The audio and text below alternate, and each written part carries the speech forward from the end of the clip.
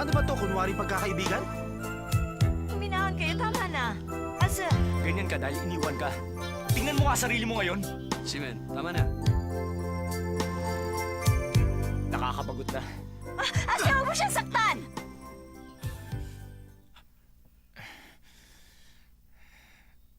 Dahil sa ugali mong yan, kaya ka iniwan ni Sanchay!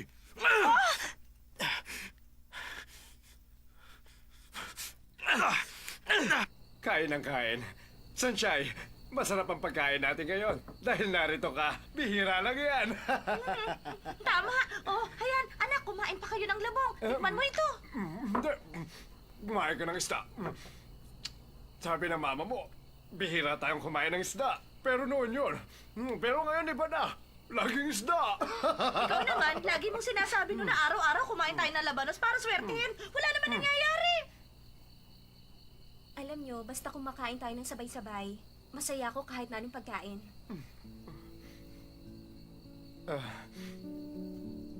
Nakakatuwa naman ang sinasabi ng anak mong yan. Parang hindi ako sanay. Anak, alam naman ni Mama. Sinasabi mo yan para huwag kaming malungkot ng papa mo. Nakatanggap ka na kasi ng isang diamond necklace mula kay Young Master Daomingsa. Sa susunod, siguradong diamond ring na ang matatanggap mo. Sing-sing? Kapag sing-sing, ang ibig sabihin nagpo-propose na ang lalaki.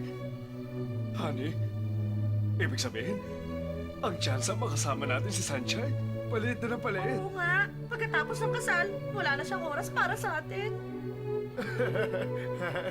Sanchay, kumain ka na marami. Oh, Oo nga, anak. ayan ang isda. Salamat. Honey, kumain ka ba?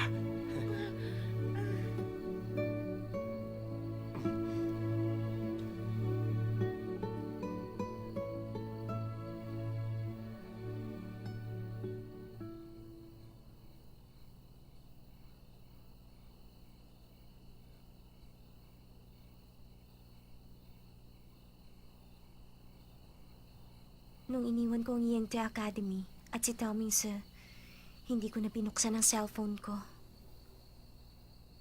Parang cellphone number. Walang ibig sabihin ng number. Pag nakonekta ka at nakausap, may ibig sabihin na.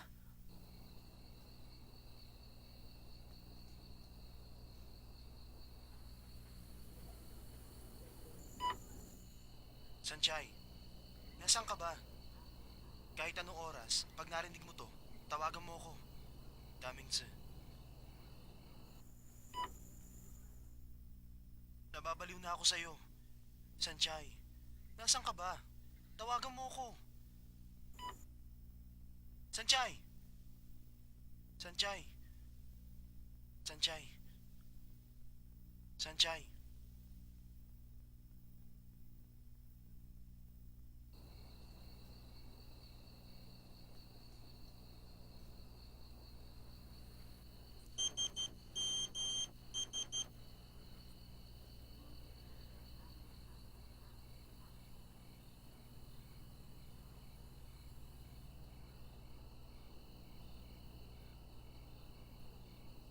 Puro sishing, ha?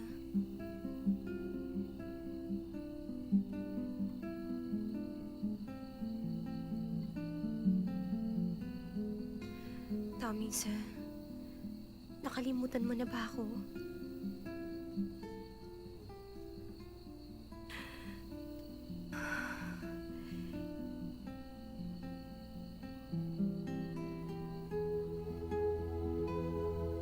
Hindi na ba niya ako naaalala?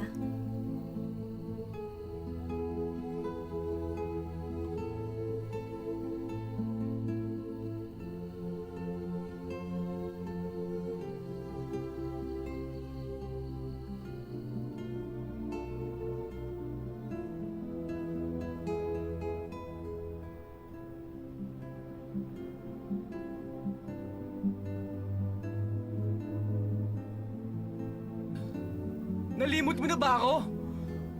Asan? Miss na kita! Naghihintay pa rin ako!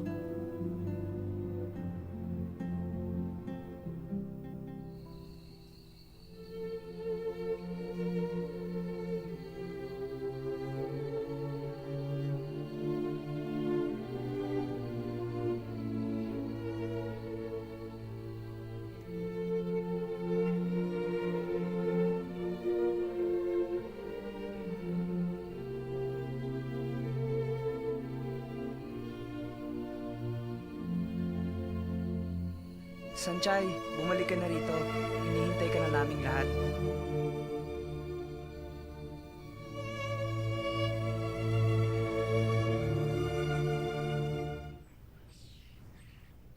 Galit na talaga ako. Hindi ko nakakausapin yun. Uminahon ka lang. Huminahon? Tingnan nyo nga mukha ko. Matagal-tagal na rin tayong hindi nag-aaway-away. Sa nangyari sa inyo ni Ase, sa tingin ko, ikaw ang natalo. Akala mo nakakatawa ka, Lay. Lay, nawala ng kontrol si Ase. Kaya nangyari yun. Nagpipigil pa rin si Simen. At hindi malakas ang suntok niya. Kaya siya ang bugbog sarado kay Ase. Huwag na natin pag-usapan yan. Pag hindi niya binagong ugali niyang yon, hindi ko na siya kakausapin. Sa tingin ko, kasalanan ni Ase ang lahat ng gulong ito. O baka naman, kakambal na niya ang kaguluhan. Tsaka ang naging relasyon nila yung Shansai. Para silang aso't pusa, nag-aaway, nagbabati. Hindi maganda ang samahan nilang dalawa. Kaya pati si Simen nainis na rin. Pati naman ikaw, hindi ba? Pero ngayon, hindi tungkol sa kanilang dalawa ang problema. Anong ibig mo sabihin? Ang mama ni Ase. Tama kayo. Sobra naman ang pagkakataon. Pagbalik dito ng Reyna, lahat tayo nag-alala kay Sanchay. Pagkatapos, bumalik sa New York ang Reyna. Nag-drop out naman si Sanchay noong mga panahong yun. Simen, nung pinatawag tayo ni Ase isang araw bago mag-drop out si Sanchay, di ba ang saya-saya pa niya? Pinangaralan pa tayo magseryoso. Imposible namang sa isang gabi lang break na sila agad. Sa personalidad nila, hindi imposible. Simen, nakikiusap ako, huwag ka na magalit kay Ase. Buti pa magtanong-tanong tayo. Alamin natin kung anong problema. Ginagawa natin ang lahat ng ating makakaya para mapasaya si Ase. Gawin natin ang sinasabi ni Lay. Alamin natin ang nangyayari. Simen, mabuti pa kausapin mo si Xiaoyu. Ako naman ang bahalang kumausap kay Payatot.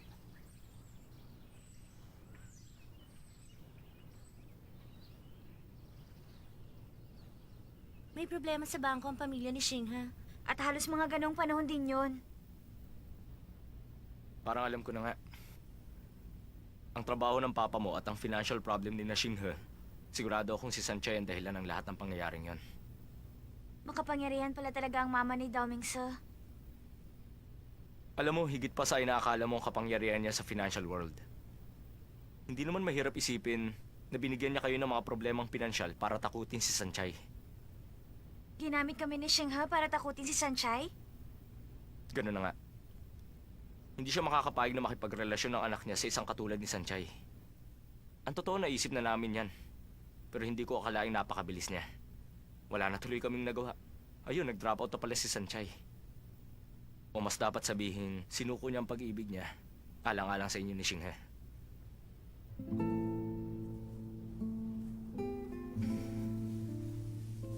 Patawarin mo ako.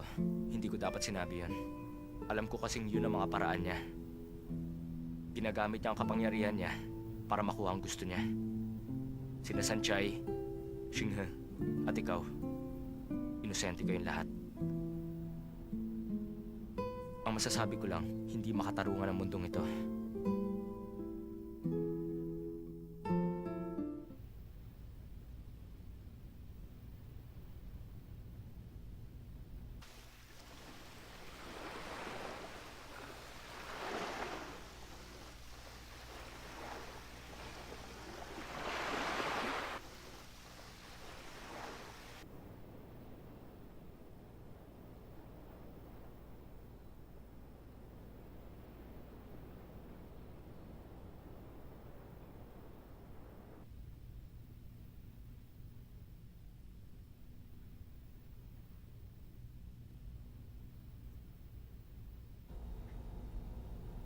Late ka na naman. Bakit ngayon ka lang?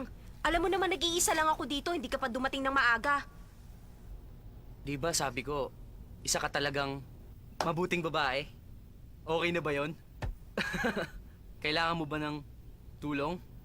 At isa pa, napakaganda mo. At magalang ka sa mga customer. Mahaba ang pasensya.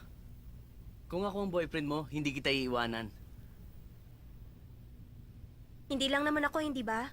Pareho lang tayo. Bakit kayo nag-break up ni Ashen?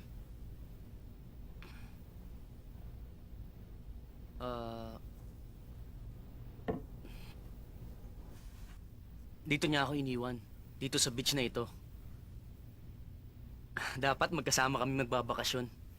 Pero nauna siyang umalis. Gusto ko ang lugar na ito.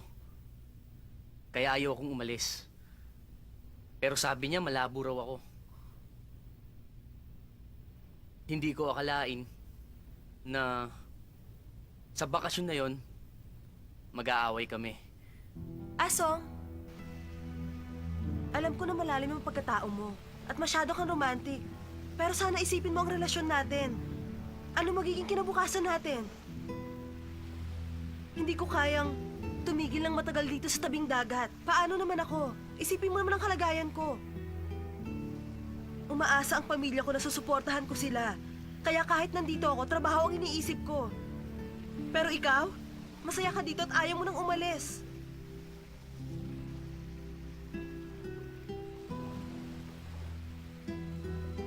Huwag mo masyadong pahirapan ang sarili mo. Kalimutan mo ang pagiging class president. Babae ka rin. Mag-relax ka naman. Babae ako at kailangan ko ng security. Kung walang responsable lalaki na pwede kong asahan, buti pang umasa na lang ako sa akin sarili. Pero Ayoko nang umasa pa sa'yo para hindi ako masaktan at mahirapan.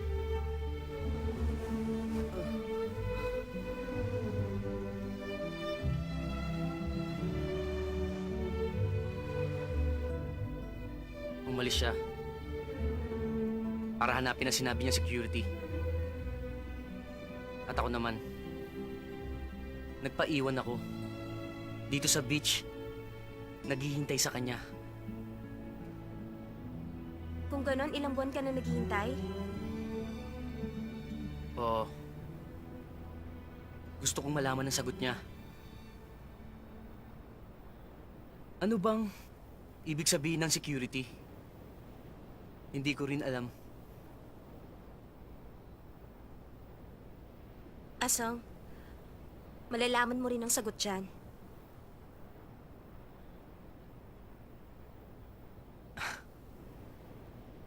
Babalik pa kaya siya? Asong, wag mo na siyang isipin.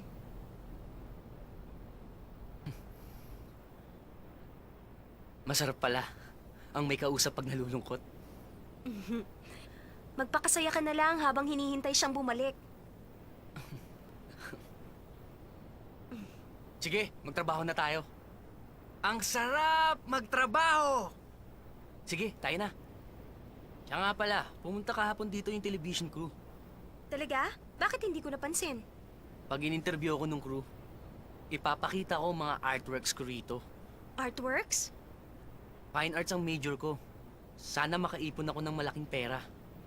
Para makapunta ako sa Italy at makita ko ang mga artworks ni na Michelangelo at Da Vinci.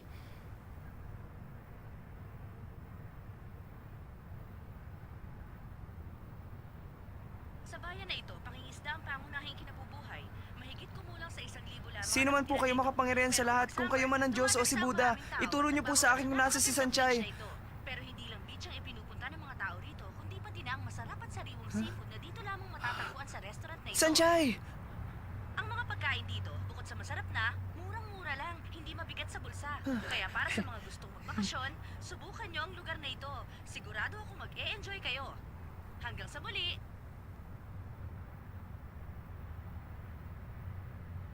Kasi talaga si Sanchay. Una, nagtinda siya sa bake shop. Tapos, naging model ng adult magazine. Pumasok pa siyang katulong sa bahay ni Naaze. At ngayon, waitress siya doon sa beach restaurant. Kahit anong trabaho papasukin niya basta magkapera lang. Hanga ako sa kanya. Ibang klase talaga siya. Masyadong matyaga. Ako na ang magbabalita kay Xiaoyu. Kayo na ang bahala magsabi kay Ase. Alis na ako. Ayaw mo pa siyang kausapin? Huwag niyo nang patagalin to. Magbati na kayo ni Aze. Sabihin niyo kay Ase, ang tungkol kay Sanchay. Tingnan natin ang gagawin niya. Una na ako, may gagawin pa ako. Lay, sabihin mo kay Aze. Sige.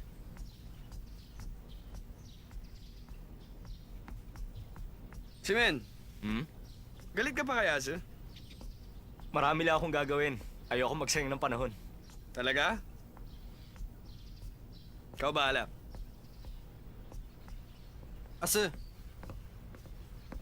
meron akong balita. Nakita na si Sanchay. Sunduin mo. Narinig mo ba ang sinabi ko? Nakita siya ni Shinge-san. Huwag mo nang ipaalam sa akin yan. Pero, Sunduin? Siya susunduin ko? Kung gusto mo, sunduin mo mag-isa. huwag ka na magmatigas. Sasamahan naman kita. At bakit ko siya susunduin? Siya ang umalis, hindi ba?